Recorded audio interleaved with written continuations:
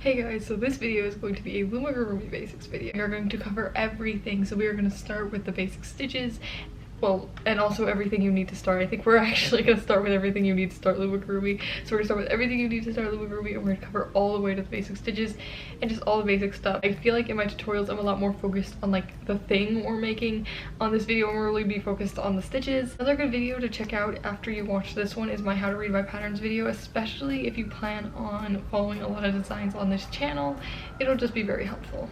So I think that is it. So let's get into Loomigurumi basics. I'm going to flip to my hands so it's easier to show you because you don't need to see me to learn how to do Loomigurumi. Okay, so I'm just going to start by showing you everything you need for Loomigurumi. The first and most obvious thing you're going to need to start Loomigurumi is you're going to need some bands of some kind. So I just have some of my bags of bands here, and I use Rainbow Loom bands, so you can see they all say Rainbow Loom. And you can get these from the Rainbow Loom web store. I know a lot of people use off-brand bands, and off-brand bands work, they're okay. The only thing I would say to keep in mind if you are using off-brand bands is that sometimes your creations may come out a little bit smaller or a little bit bigger depending on the bands you use, just because sometimes the consistency is different. But honestly, you can use off-brand bands if you want. It really doesn't matter. I get all my Rainbow Loom bands from the Rainbow Loom web store, so I will link their web store down below so you can check it out. So you're going to need a C-clip for Loomigurumi. And the reason why you need a C-clip is just to mark your rows, so you don't necessarily need a C-clip specifically. You can use an S-clip, you can use a G-clip, which I know are like the clips from the Loomy Pals. You can use a stitch marker, you can use a paper clip. The whole point of the C-clip in Loomigurumi is just to mark your rows, so you don't necessarily need a C-clip. But if you buy bands, especially Rainbow Loom bands, you're gonna get C-clips anyway. And as you can see, there's a pack of C-clips in this pack of Rainbow Loom bands. So if you buy bands, especially like from Rainbow Loom or even like kits on Amazon, I've gotten a few from them, they usually have S-clips or C-clips, and those work to mark your rows. So just something to mark your rows with. And the next big thing you need to start Loomigurumi is a hook of some kind. And now I use this hook, which is a Loom that was on Rainbow Loom's web store a long time ago. It's my double-ended hook. You will see me use this in every single one of my tutorials. It is just my absolute favorite hook. But you don't need this specific hook. You can use any hook. You can use a crochet hook, a Rainbow Loom hook, a plastic hook, but you do need a hook. I have gotten a lot of comments, especially on videos recently, of loomers asking me if they need a hook to do Loomigurumi. And I mean, maybe you can do it without a hook and make it work, but it's just gonna be so much easier if you get a hook. And hooks aren't too expensive. I think you can get crochet hooks for like $3, and my first crochet, I actually used to use a crochet hook before I got this hook, and my crochet hook was a size 3.25 millimeters, and it worked really well, and I love that hook. And the only reason I stopped using that hook was actually because I lost it. So I would recommend getting a crochet hook for Loomigurumi. You can always use a Rainbow Loom hook, it doesn't matter, but yeah, you're gonna want a hook of some kind. It's just gonna make it easier for you in the long term. The next thing you're going to need is some kind of stuffing to stuff your loom creations with. I've mentioned this in all my tutorials. I like to use cotton balls. So I like to use cotton balls to stuff all my creations. But then again, I make very small creations, so if this is the first video you're watching of mine, my creations have to be a little bit smaller than most people's Loomigurumi creations. So an alternative to cotton balls is you can use polyfill, and I have polyfill as well. I like to stuff some of my bigger designs with polyfill. I do think if you plan on making bigger stuff, polyfill works better for that, but for my designs, cotton balls work good. And I think cotton balls are fairly cheap, so it's like worth it. You can just get a big bag, and because I make small things, these bags last me like a long while. That's kind of the basic stuff you need. You need a hook, you need some bands, you need a C-clip, which usually comes with a band or just something to mark your rows with, and some stuffing. That is really all you need to start Loomigurumi. Now, there are some extra things you can get to make your things look a little, like, nicer, I guess, and I'm going to show you those in a second. So this is kind of optional for Loomigurumi, but I like using it. So these are some beads. They're just round, black, 4mm beads. I should have the Amazon link to these exact beads, and I'll link it down below. But it's just a bag of beads, and I use these tiny beads on pretty much all of my creations. I used to buy a mixed pack of beads from Michael's. I'll try to find the link to that and link it down below as well. Yeah, it's just 4mm black beads, and these are just nice to have if you want your creations to like not have band eyes. But these are totally not unnecessary. Like if you don't have beads, you can still start Loomigurumi. You don't need to put a face on everything. I just like to, so I use these beads, but You definitely don't have to have these, but they're nice to have if you can get them. Another thing you want if you're using beads is some kind of string to string the beads onto the bands, and I'll show you how to do that later in this video. But you want some kind of string. I think dental floss works best, which I know is a little weird, but it kind of doesn't fray too much, so it just works nice to like use as a string. So yeah, dental floss is just good if you're gonna use beads. I've tried different strings, that dental floss just works best. And another option if you don't want to use beads is you can use Saftey Eyes. I only started using Saftey Eyes probably within the last year. I've always been very loyal to beads, but yeah, Saftey Eyes are another option. I don't know what size these are. I have to check my Amazon purchases, and maybe I'll link. I have 2 different sizes of Saftey Eyes. I tend to use these small ones more, but I'll try to link them down below. And the very last thing you're gonna need, and once again, this is totally optional, is a hot glue gun. I use this to glue on the mouths of my creations. Okay, I have one of my cupcake designs here. This is a cupcake work in progress, so he's not done, but you can see he's got his little mouth and it's glued onto his face. I just use a hot glue to glue mouths on, so it's totally optional. You don't need it, but if you want your creations to have a mouth, you're gonna want to get a hot glue gun.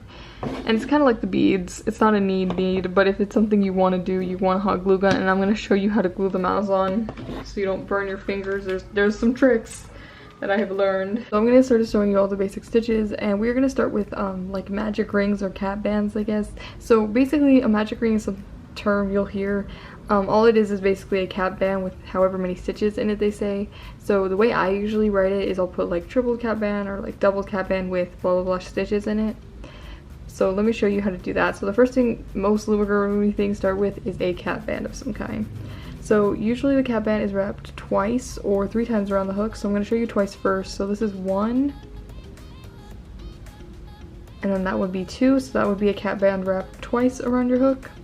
If they say to do a triple cap band or a cap band wrapped 3 times, it's the same kind of thing, but you wrap it around 1 more time. So this is 1, 2, and then 3. And that would be a triple cap band.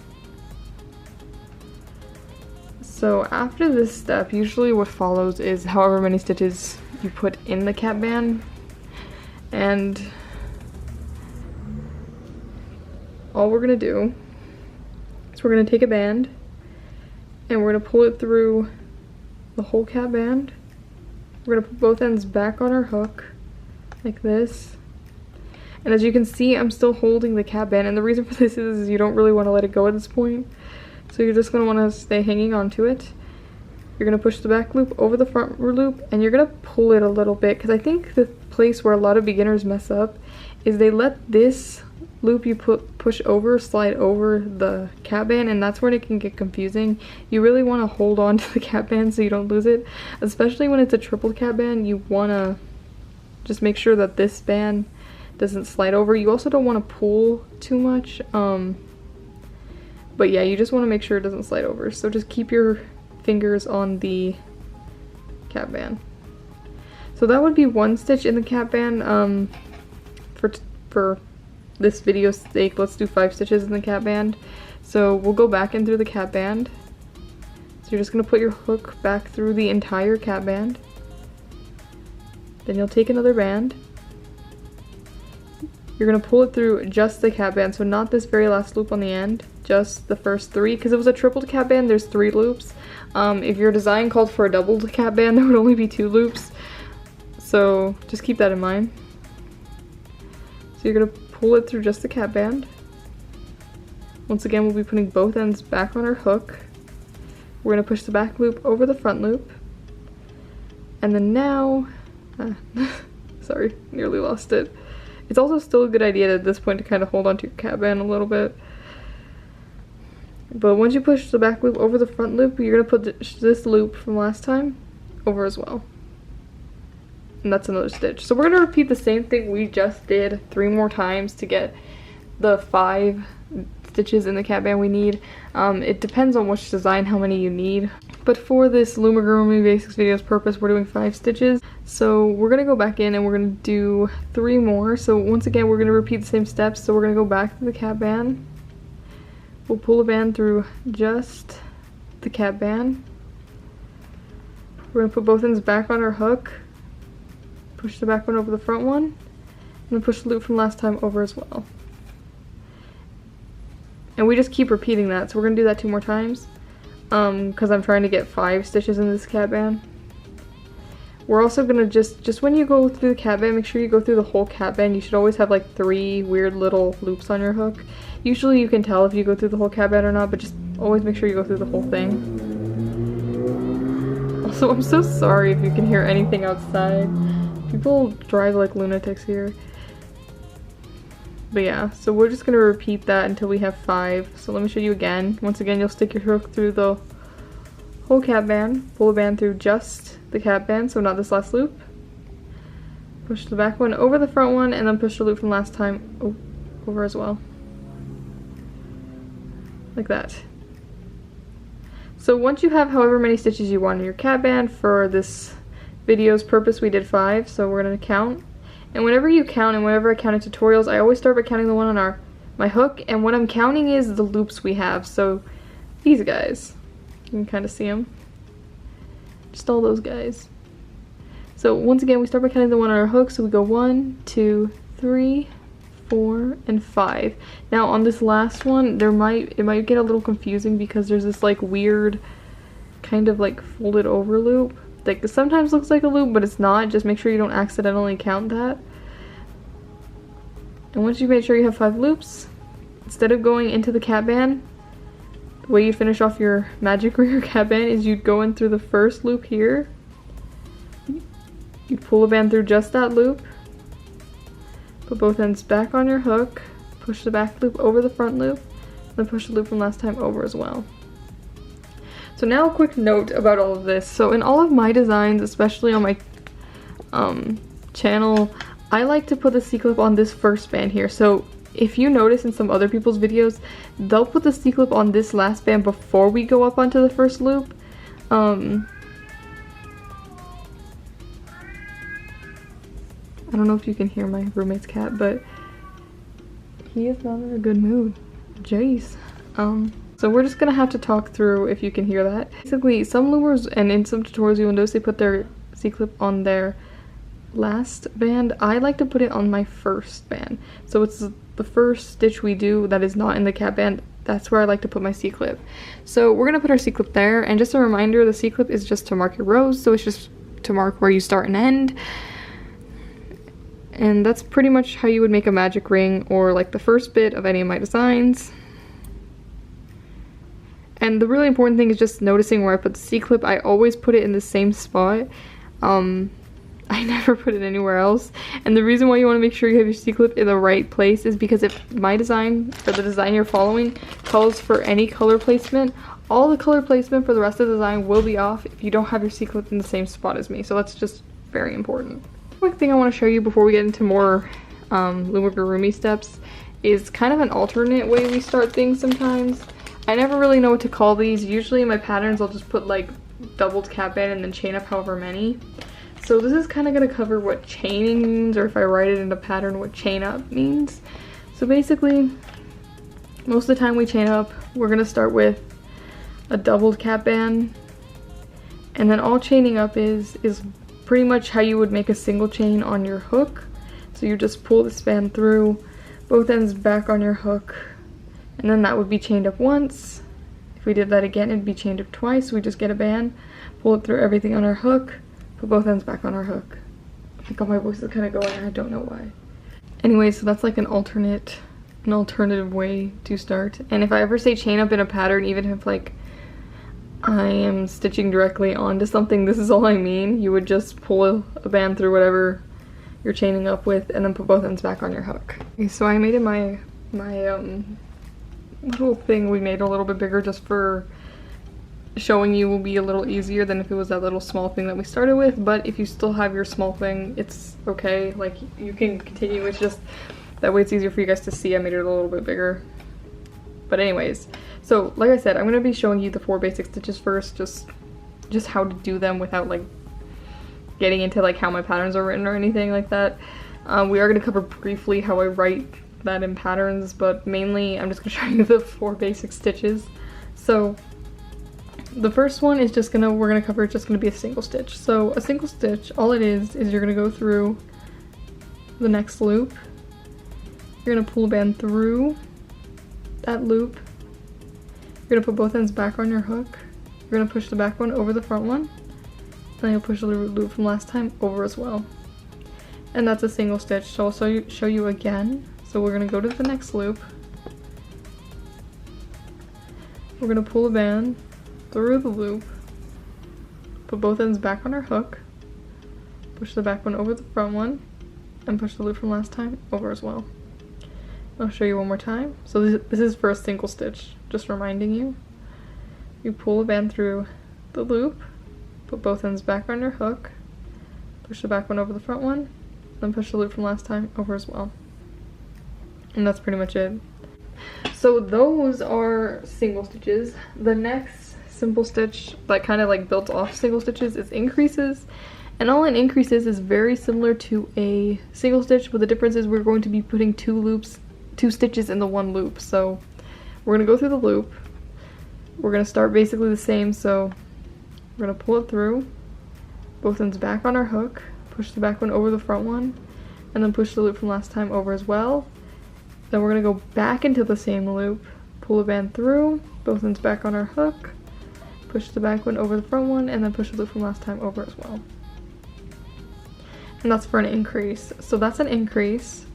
And I'm gonna show you a couple more times. So once again, we're gonna go through that loop.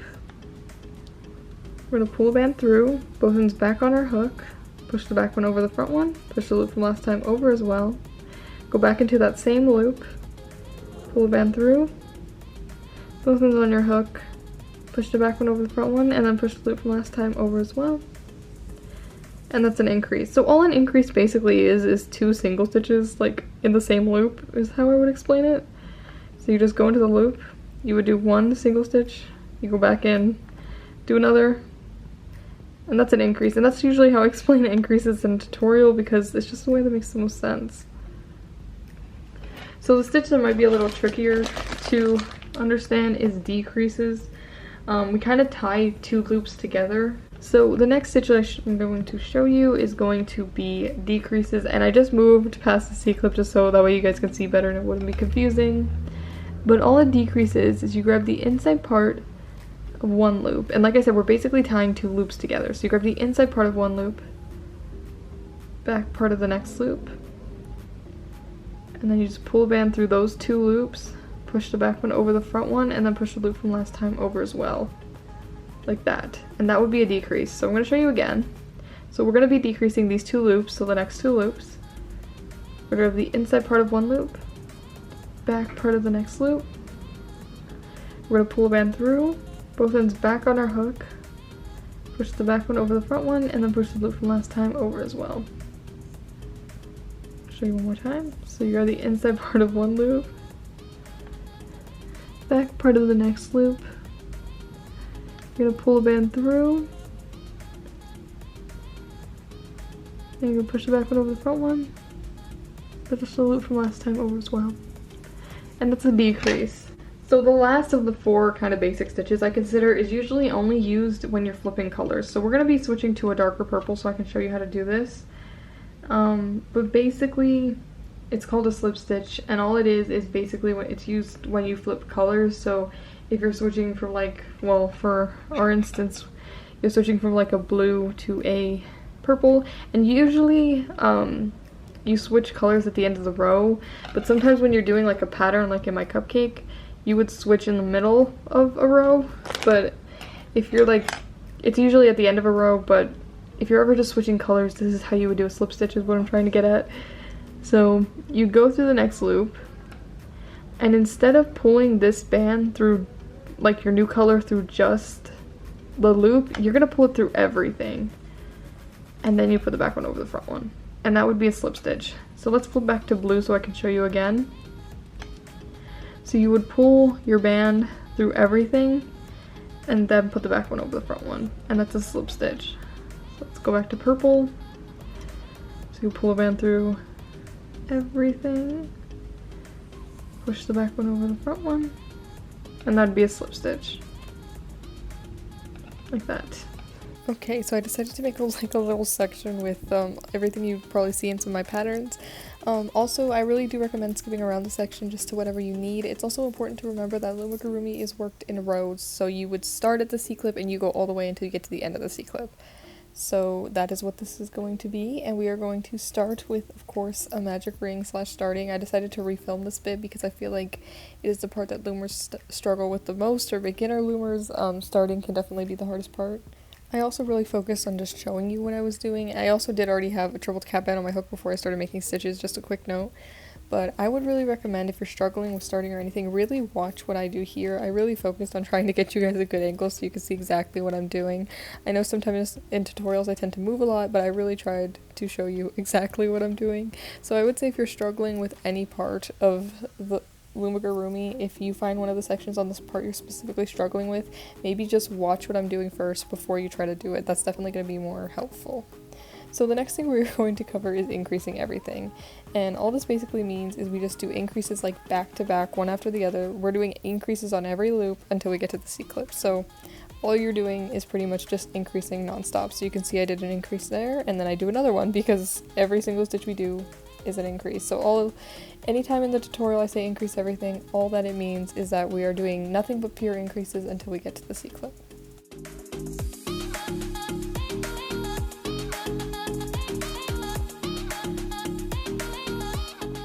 Okay, also just a quick note on how exactly you move the C-clip up. So whenever I say this in tutorials, all I mean is you are going to make a single stitch on the loop that has the C-clip on it, and then you're just going to remove the C-clip from that band and move it up onto the band that is on your hook, and then your C-clip would be moved up for the row.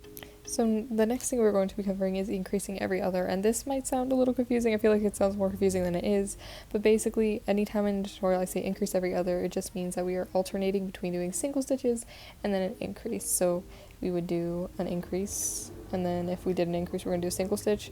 But yeah, you would just keep repeating that until you get to the C-clip. Also, an important thing to note about the C-clip, so your C-clip is always going to count as your first band, and it is almost always going to be a single stitch. So because we start, this is hard to explain, but since your first one's a single stitch, the one after would be the increase, and then you would start alternating like that. Same thing for increase every third. The one with the C-clip on it is going to be our first single stitch, so this one would be our second single stitch. And because we just did 2 single stitches, the next one's going to be an increase, because that is what increase every third is. You do 2 single stitches and then you do an increase.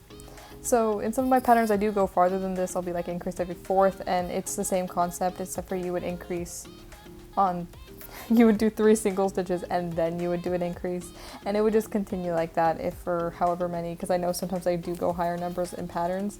I do explain this whole bit a little bit better in my how to read my patterns video, because it explains how I count and all that. So like I mentioned earlier, if you're confused on any of that, I definitely recommend watching my how to read my patterns video. So single stitches we kind of already covered. Basically all single stitches is you're just putting 1 stitch per loop, and you just do this all the way till you get to the C-clip. An important thing with Loomigurumi is you do work in rows, so like I said, you start at the C-clip and you work all the way doing the same thing until you get to the end of the C-clip. But yeah, that's pretty much it for single stitches. So the next thing we are going to cover is what I like to call a half row, and all this basically means is you are only going to grab either the inner half or the outer half of the loop. And I didn't mention this earlier, but sometimes when we do half row, it's not just single stitches, it can be increases, it can be decreases. The only thing that changes is what part of the loop you're grabbing. You would do the stitches exactly the same. It's just like, say if it's a decrease on a half row, instead of grabbing the inner half and the outer half, you would grab both the inner halves. So basically all a half row means is we're pretty much only using either the inner or the outer half of the stitch, and I usually specify in my tutorials which side we're doing. I think if you watch what I'm doing here is a really good example. I even used a different color so you can really see what's going on. And if this can be a little confusing, but I think if you just watch what I'm doing, like I mentioned earlier, and then try it, you should be able to get it. So decreasing every third, this is very similar to increasing every third, and here I'm not at the C-clip, but all we do for decrease every third is we do 2 single stitches and then we would do a decrease. So it's very similar, same concept. You do 2 single stitches and then you do decrease. I don't know how to explain it more than that. But as you can see here, I just finished doing my 2 single stitches, so now I'm going to do a decrease. So I grab the inner part of one loop, outside part of the next loop, and then I just tie them together. And then once I finish doing that decrease, I would just repeat the process over again. So I do 2 single stitches, And then after my 2 single stitches, I do a decrease, and I would just repeat this until I get to the C-clip.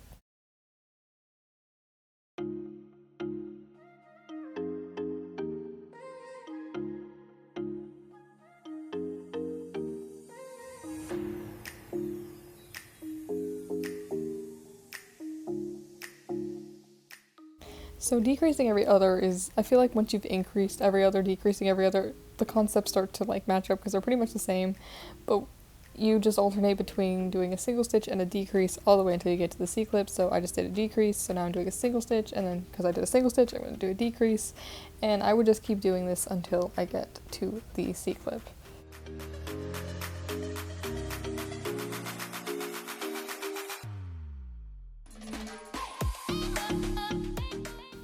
So decreasing every other till closed, this part I feel like is a little tricky, not because of the concept. Decreasing everything till closed basically just means every single stitch you do is going to be a decrease until you can't decrease anymore, and that's how I usually explain in my tutorials, but the tricky part about it is like, when do you stop decreasing? I remember when I first started Loomigurumi and they were like, just do it till you can't do it anymore. I'm like, when is that? So I really want to kind of give you an idea of when I usually stop decreasing. So usually I stop decreasing when I have anywhere from 5 to 3 loops left.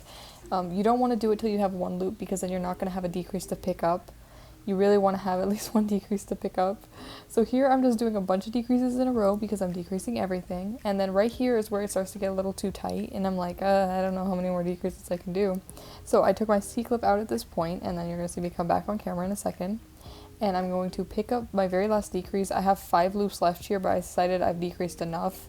So I'm going to pick up my last decrease, and then instead of pulling it through just the decrease, I'm going to take a band. I'm going to pull it through everything on my hook. I'm going to put both ends back on my hook, push the back one over the front one, and pull tight. And you want to pull it really tight because we are slip knotting to tie everything off. And that is how you would decrease everything until closed. I feel like the important thing to take away from that is you don't really decrease until you have no bands left. You want to decrease till you have like 5 and then 4, 3, somewhere around there, and then close it off. So now I'm going to show you how to do all the things for the face. So this is just how you make an eye as an alternative if you don't have beads. So you would just wrap a black band 4 times around your hook. You could even do it 5 times if you want your eyes a little bit tighter. And then you would just take a band in whatever color your loom thing is, and you would just pull it onto that, and you could use this in the exact same way as I use beads in my tutorials. So here we're just stringing a bead onto a band, and I kind of realized my camera was blurry here, so we'll get clear in a second, but you just want to put your bead onto the string. Then you're going to place your band on the string as well. And then the important thing to do is just make sure you fold over and go back through the bead. So you want it so that way the band gets caught in between the, like in the loop we're making when we go back through the bead. That way you can just pull it and slide it on. So you're just going to slide your bead onto that band, and then you would use this to tie onto your creation. Now if you're using Saftey Eyes, you don't have to do any of this, but if you're using beads, you do need to do that.